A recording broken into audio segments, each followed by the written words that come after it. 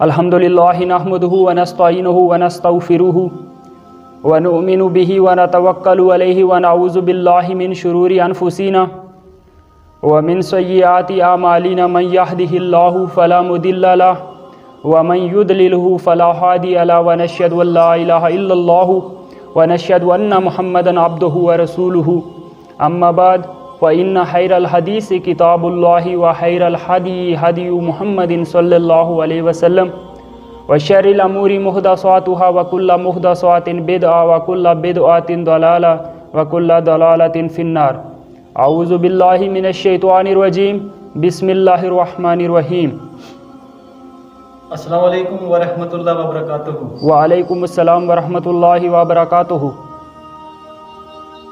جناب آج نماز کی فضیلت کے بارے میں واضح فرمائیں۔ شکریہ۔ نماز جو ہے ارکان اسلام میں سے دوسرا رکن ہے۔ آپ صلی اللہ علیہ وسلم کا ارشاد گرامی ہے کہ اسلام کی بنیاد 5 چیزوں پر قائم کی گئی ہے۔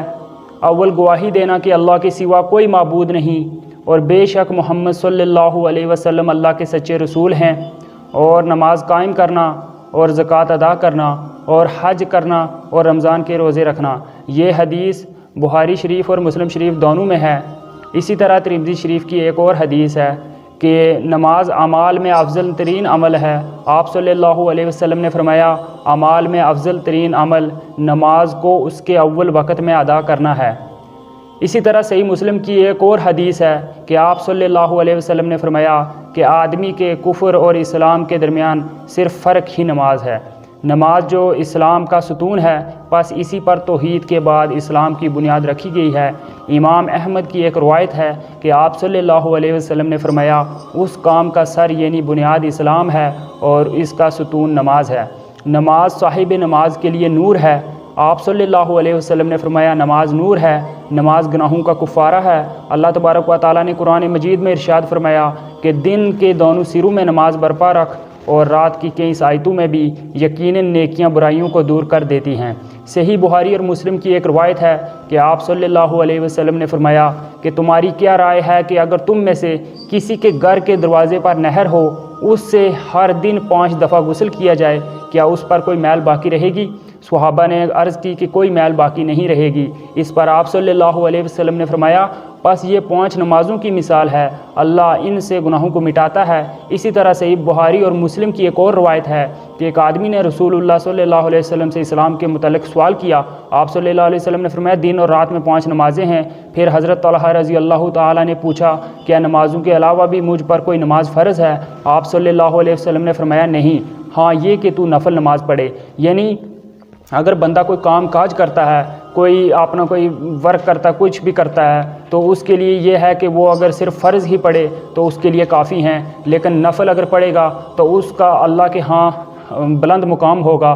لیکن صرف فرض نماز اگر پڑھے گا تو وہ اللہ کے ہاں قابل قبول ہے۔ نفل اس صورت میں پڑھ سکتا ہے کہ اگر بندہ کوئی کام کاج میں اتنا زیادہ اس کی مصروفیات نہیں ہیں، لیکن سب سے پہلے ضروری یہی ہے کہ وہ صرف فرض نماز پر ہی دھیان رکھے۔ اسی طرح ترمذی شریف کی ایک اور حدیث ہے کہ نماز ہمارے اور ان کے درمیان ایک معاہدہ ہے، بس جس نے اس کو چھوڑا اس نے کفر کیا۔ یعنی اگر بندہ مومن ہے، اگر بندہ اسلام میں داخل ہے اور اس کے بعد اگر وہ نماز پڑھتا ہے اس کے بعد وہ پھر کبھی چھوڑ دیتا ہے تو یہ ہے کہ وہ کفر میں داخل ہو جاتا ہے۔ تو اللہ تبارک و تعالی ہمیں اس کی توفیق عطا فرمائے اور ہمیں اپنے دین کی طرف بلائے رکھے۔ لیکن آج ہمارے معاشرے کا یہ حال ہے کہ لوگ صرف جمعہ کو چھوڑ کر باقی کوئی دھیان ہی نہیں دیتا، اور جس سے نماز کے لیے کہو وہ کہ آؤ نماز پڑھو، وہ یہ کہہ کر بات کو ٹال دیتا ہے کہ اللہ نمازوں کا بھوکا تو نہیں، استغفر اللہ۔ او میرے بھائی، نماز اپنے لیے چاہیے، اللہ کو کوئی فرق نہیں پڑتا، چاہے سارے جن و انسان باغی ہو جائیں۔ اللہ تبارک و تعالیٰ سے دعا ہے کہ اللہ نماز کی پابندی کرنے والا بنا دے۔ آمین ثم آمین یا رب العالمین۔ آمین۔